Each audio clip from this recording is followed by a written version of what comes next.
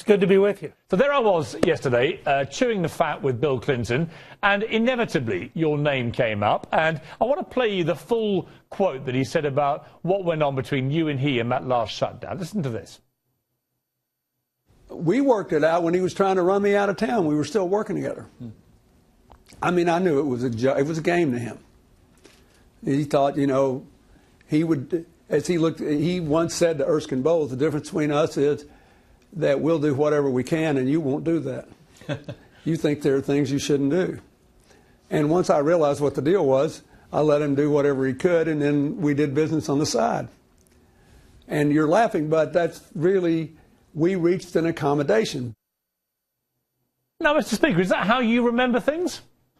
Well, I think we each have our own version, but there's some key things in there that tell you a lot about why the city's a bigger mess right now.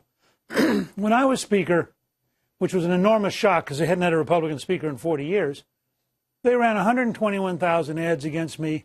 They filed 81 spurious ethics charges. They did everything they could to stop me. At the same time, we ultimately ended up in a big fight with Clinton. The government got closed twice. It was a very tough environment.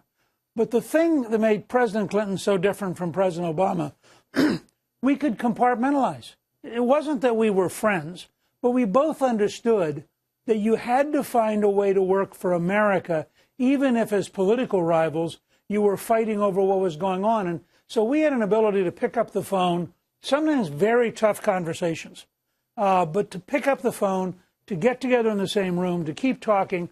And my guess is that we spent more days together than Obama and Boehner have spent minutes together this year.